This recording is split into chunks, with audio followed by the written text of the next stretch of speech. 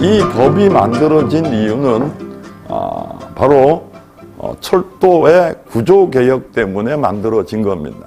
자, 1899년 9월 18일 날 경인선이 개통이 됐고 언제까지? 2004년 12월 31일까지는 우리나라의 철도는 철도청이라는 국가 행정기관에서 관리를 했죠. 언제까지? 2004년 12월 31일까지. 그러니까 그때는 어떻게 돼요? 국가행정기관이니까 철도법이라는 법 하나 가지고 다 됐던 거예요. 그런데 이 철도청을 언제부터? 1980년대 후반 노태우 정부부터 계속 뭘로 만들려고 했다? 공기업이나 민영화를 하려고 계속 추진을 했었습니다. 이유는 간단합니다. 어떤 행정부든 작은 정부를 구성하려고 하는데 철도청의 조직원은 4만 정도였습니다. 그래서 이 철도청을 공기업화하거나 민영화하게 되면 공무원 수가 자그마치 몇 명이나 4만 명이나 줄게 되고 현재 전 세계에서 국가가 철도를 운영하는 나라는 공산주의 국가 일부 외에는 없죠. 대부분 민영화됐거나 공기업화됐거나 이렇게 돼 있죠. 그래서 이걸 민영화라는 얘기들을 많이 했죠. 그러다가 워낙 저항이 심하니까 뭐 때문에 철도는 양면성을 가지고 있습니다. 우리 철도사업법에도 있는데 철도산업발전법에도 있는데 공공성과 효율성입니다.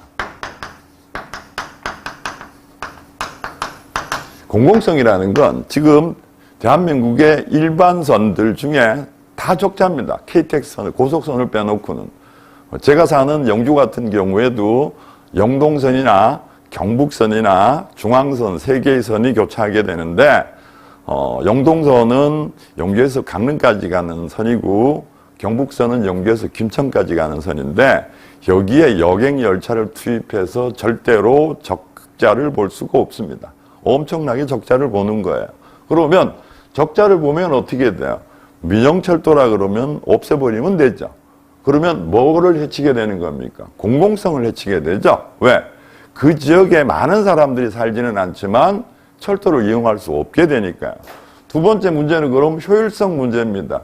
과연 열차가 경북선 같은 경우에 한 10명 타고 가는데 세량이 움직여야 되니까 과연 이 10명을 위해서 세량의 열차를 운영하면 그 운영비가 무지막지하게 들겠죠. 그러면 이 효율성 문제에서는 어떻게 돼요? 없애는 게 맞겠죠.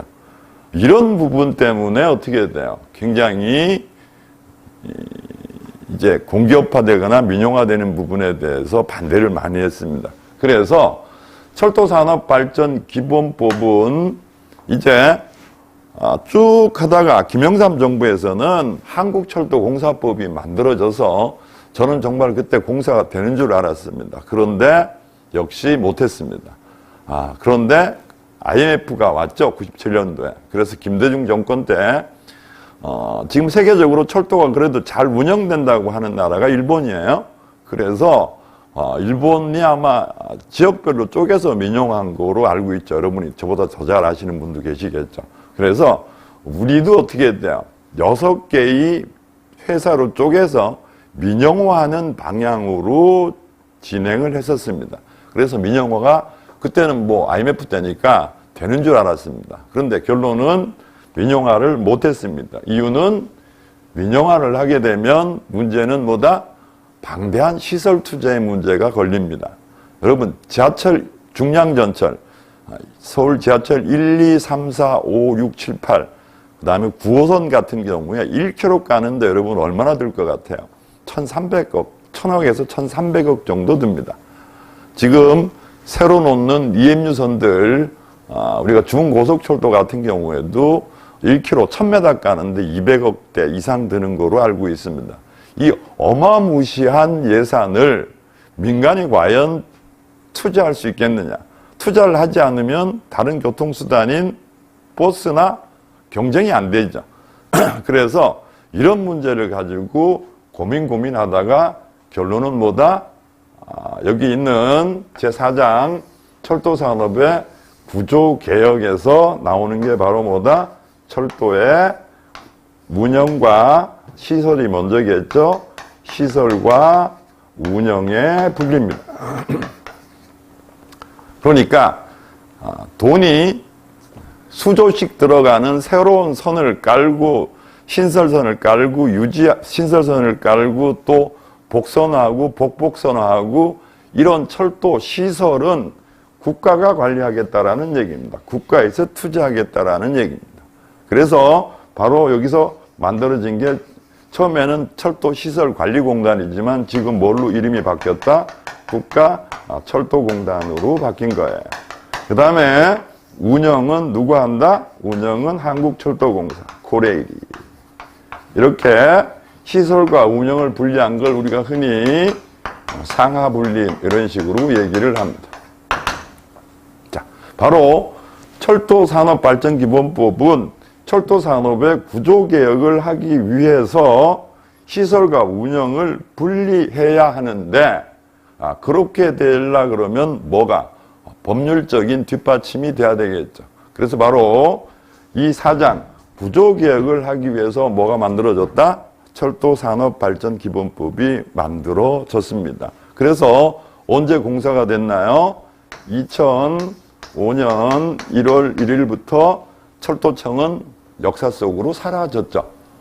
그래서 한국철도공사 코레일이 만들어진 것이고 철도시설공단이 만들어졌는데 제가 철도 현장에서 수업하다 보면은 워낙 철도 역사가 길죠. 1899년부터니까. 그래서 아직도 철도청 이렇게 얘기하시는 교수님들 계시고 학생들도 있는데 우리나라에서 철도청은 언제 사라졌다? 2004년 12월 31일부로 역사 속으로 사라진 겁니다. 그래서 이런 이유로 뭐가 만들어졌다? 철도산업발전기본법이 만들어졌습니다. 그래서 이걸 하기 위해서 만들어졌는데 그럼 1장은 총칙이니 아까 말씀드렸죠. 용어의 정의나 이 법이 만들어진 목적이 들어있는 것이고 2장과 3장은 뭐다? 그럼 걱정을 한 거예요. 야, 국가에서 제대로 철도 산업에 투자를 하지 않으면 어떡할 거냐라는 부분에 대해서 또 의의를 제기한 거예요. 그러니까 국가에서 걱정하지 마라. 철도 산업 발전 기반을 철저하게 조성하겠다. 라고 해서 2장에 몇 년마다 종합 계획을 세우고 뭘 하고가 나와 있는 겁니다. 그다음에 3장은 뭐다? 문제는 또 뭐예요? 문제는 안전이죠. 자, 철도청 시절에 열차를 운영할 때 예를 들어서 영주에서 청량리까지 가게 되면 철도 직원이 7명까지 탔습니다. 기관사, 부기관사, 그 다음에 그때는 여객 전무라 그랬죠. 여객 전무, 차장 1, 2, 열차 검수, 그 다음에 수화물이라는 것도 운영을 했습니다. 그렇죠? 이렇게 하면 어떻게 돼요? 사람이 7명이나 타면 아무래도 현재는 몇 명 탑니까? 뭐 3명, 4명 이렇게 타죠, 철도 직원들이. 그러니까 문제는 공기업이 되게 되면 어떻게 돼요? 공기업이 되게 되면 효율성도 따져야 되니까 뭐에 문제가 있을 수가 있겠다? 안전에 문제가 있을 수가 있겠다. 이걸 어떻게 할 거냐? 그래서 걱정하지 마라 라고 또 안전에 대해서 법에 집어넣는 겁니다. 그 다음에 뭐다? 이용자 보호다. 뭐 거의 상반된 얘기지만, 비슷한 얘기지만 철도를 이용하는 이용자들도 어떻게 돼요? 안전해야 되고 또 문제가 있나요? 열차를 타러 갔는데 간격이 4시간마다 한 대씩 있게 되면 어떻게 돼요? 편리하게 이용할 수가 없겠죠. 그래서 이용자 보호에 대해서 나와 있는 게 바로 뭐다? 2장과 3장입니다. 즉 철도를 상하분리해서 공기업하게 되면 걱정스럽다라고 해서 만들어진 것들이 2번, 3번이고 이제 4번은 바로 뭐다? 제가 조금 전에 얘기했던 상하분리, 즉 시설과 그 다음에 운영을 분리했었을 때 여러 문제가 있겠죠. 공무원이었던 4만 명을 어떻게 할 거냐, 그 다음에 가지고 있던 자산을 어떻게 처리할 거냐, 그 다음에 국가에서 선로를 놓게 되고 그 다음에 코레일은 어떻게 돼요? 건물도 없으니까 무상 대여도 해야 되고 그 다음에 선로를 사용하게 되니까 모두 줘야 되고, 선로 사용료도 줘야 되고, 그 다음에 열차를 이용하게 되면 어린이는 50%를 할인해 주는데, 철도 회사인 코레일은 어떻게 돼요? 손해잖아. 이런 거는 PS 보상이라 그래서 국가에서도 보상을 받습니다. 이런 문제. 그 다음에 이 법은 여러분이 공부하시다 보면 이해하기 어려운 내용들이 꽤 있습니다. 이게 왜 들어있지? 라고 들어있는데, 이 법을 만들 때는 어떤 생각을 가지고 만들었다? 하나의 철도 회사인 코레일이 아닌 다수의 철도 회사들을 만들어서 그들이 경쟁을 하면서 효율성과 공공성을 갖추기 위해서 여러 가지 조항들을 집어넣어 놨습니다. 예를 들어 뭐 국유 철도 시설을 공동 활용한다거나 이런 내용들이 다 들어있는데, 사실 시행한 지가 뭐 한참 지났지만 지금 일반 철도는 다 누가? 코레일이, 그다음에 SR 자회사 정도 하나 생긴 게 다죠.